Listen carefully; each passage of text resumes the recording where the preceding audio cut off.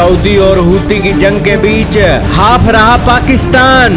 क्या हूतियों के खिलाफ लड़ाई में सऊदी अरब का साथ देगा पाकिस्तान?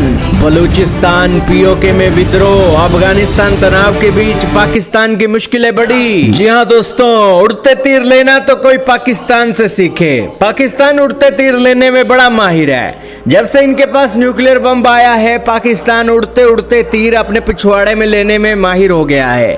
दोस्तों, पाकिस्तान के अंदर बलूचिस्तान विद्रोह चल रहा है। पीओके के लोग विद्रोह कर रहे हैं। अफगानिस्तान के साथ उनका डंडा बंदूकें चलती रहती हैं। बॉर्डर पर तनाव रहता है, बॉर्डर बंद कर दिए गए हैं। लेकिन इसी बीच सऊदी अरब के साथ उसने मिलिट्री का एग्रीमेंट किया और उड़ता तीर अपने पिछवाड़े में ले लिया।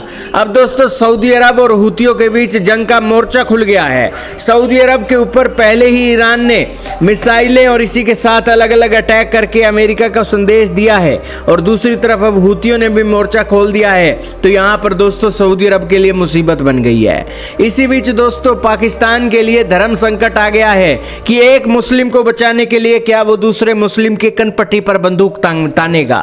आज के समय में दोस्तों पाकिस्तान के अंदर अशांति है और पाकिस्तान इन दिनों सऊदी अरब की मदद के लिए एक पहुंचने के लिए उड़ते तीर लेकर बैठा है। दोस्तों, सऊदी अरब में आज के समय में लगभग 8000 पाकिस्तानी सैनिक, 16 लड़ाकू विमान, चीन का एयर डिफेंस सिस्टम तैनात है।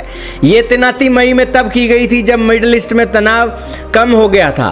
हालांकि उसके बाद यह तैनाती इसलिए की गई थी ताकि ईरान और मिडिल ईस्ट के तनाव के बीच सऊदी अरब की रक्षा पाकिस्तान कर सके, क्योंकि इन्होंने उड़ता तीर लेकर मिलिट्री एग्रीमेंट साइन करवाया था, जिसके चलते एक देश पर हमला दूसरे देश पर हमला माना जाएगा।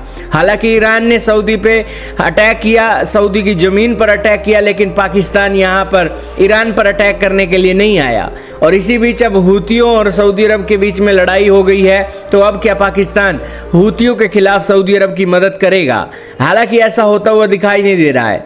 पाकिस्तान ने हूतियों को एक संयम बरतने की अपील की है और कहा है कि इस मामले को और मत भड़काओ।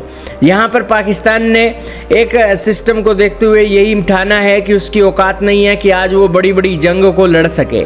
इसीलिए दोस्तों उसके देश में भी तनाव की स्थिति है। ईरान के साथ भी तनाव चल रहा है सऊदी अरब का, और सऊदी अरब के हूतियों के साथ भी लड़ाई हो जाती है तो पाकिस्तान सऊदी अरब की उस हिसाब से मदद नहीं कर सकेगा जिस हिसाब से उन्होंने मिलिट्री एग्रीमेंट किए थे। तो कहने का इतना ही मतलब है कि पाकिस्तान उड़ते तीर ना ले तो ही अच्छा है। उड़ते तीर ले लेकर पाकिस्तान ने दोस्तों आज के समय में अपनी फजीहत ही कराई है और कुछ नहीं कराया। लेकिन आपका क्या मानना है कमेंट सेक्शन में बताइएगा।